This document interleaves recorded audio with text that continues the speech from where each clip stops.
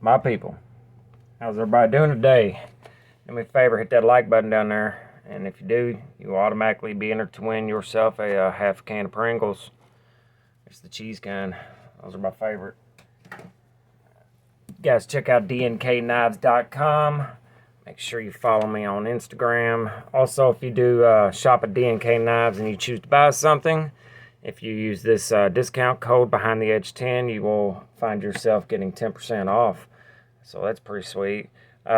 Make sure you guys subscribe. I just did a giveaway. I'm going to do another one soon. There's a link for Patreon in the description if you are interested in supporting the channel in that way. I'd like to shout out one of the patrons started a YouTube channel, Ken Faulkner. This is his name, and that's all you have to look up on YouTube. Cool dude, really cool dude. I like his channel. He only has 5 or 6 videos, I think. I'm not sure how many. He's doing really good though, and he's a great guy. So let's give him some support there. All right, today I have a couple uber budget fixed blade options, and when I say uber budget, I mean they're $20 or less. We're gonna start off with this Ganzo. I don't think it has a name. This is the box it came in. It just says outdoor knife. It is a Chinese made. It is an 8CR14, and this was donated by Mr. Thomas D, who is my very, very first patron, to my daughter. So my daughter has used it and enjoyed it, and she continues to. So I want to thank him for that. But this knife is $15. Decent size. It's a 4-inch blade, roughly a 4.5-inch handle. Incredibly comfortable, and I cannot stress that enough. Just incredibly comfortable. We use this knife to, well, I used a different knife, and she used this one to, we're processing some wood to make a fire, to do feather sticking. I was showing her how to do it, and she did excellent. But this knife feather sticks quite well, and it cuts quite well. It's not crazy thin, but it is thinner than most fixed blades. The blade stock is not real thick. It is probably a little thinner than your typical Mora knife, which is basically what this the competition for this knife is.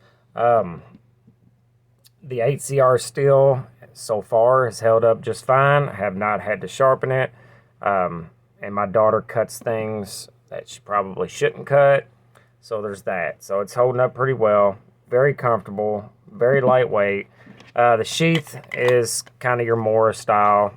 It has a G-clip style or J-clip style hooks on your belt.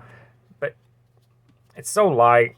You don't even notice it's there hooked to your belt if you was to hook it to your belt. This is a great one that you could just chuck in your console.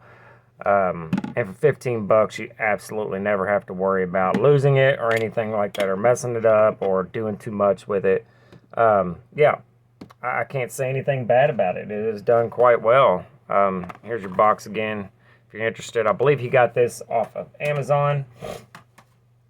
I don't know the exact details, but that's where you can get one if you would like to get one. Again, the Ganzo outdoor knife. The next one is a cold steel. Came in this blister pack here. It's called the Mini Tack Bowie. Came with a neck knife chain that is long enough to put around a giraffe's neck. They are adjustable though. It's no big deal. You can just take links out of it. Your standard Secure X sheath from cold steel. That's typically what they do. There is no any other fastening system. Like there's nothing for your belt. You could probably put a tech lock on here. I don't have one to test that theory, but also ulti-clip. You can put one of those on here probably. But it was kind of designed as a neck knife, and in my opinion, it's kind of big for a neck knife, but it is what it is. This is a Chinese-made cold steel. It is an 8CR13 MOV. It has your plastic Gravex scales, but most importantly, this knife is 20 bucks. It came extremely sharp. I saw this at the checkout line when I was getting chicken feed at Tractor Supply, so I'm sure you can get it elsewhere. The only thing I don't particularly care about on this knife is this forced this forced hand position. You have to put your fingers there, and I don't particularly care for that. At first, I thought it was, before, when you got it in the package, it was kind of like this. I was like, oh, so that's to help you pull it out of the sheath, but it's not, because it buries itself in the sheath. So don't particularly care for that part of it, but other than that, it's not bad for what it is. Again, this would probably be one I would chuck in the console and not worry about, and if I ever needed it, it's there. I am a fan of buoys. I think they're pretty cool. Very useful for piercing. It did come very, very sharp, as most of your cold steels do. If I could get away with it, I would probably round this down, but I can't, because that's what secures it into the Kydex sheath, or not Kydex. That's what secures it into the sheath, so I cannot remove that. Yeah, I think that's it. I think it's a decent buy for 20 bucks for a beater, and so is the Ganzo. I would like to thank my patrons. You guys are awesome. I just ran the Patreon giveaway video this morning. We got a winner. Haven't talked to them yet, but we'll get their stuff out to them.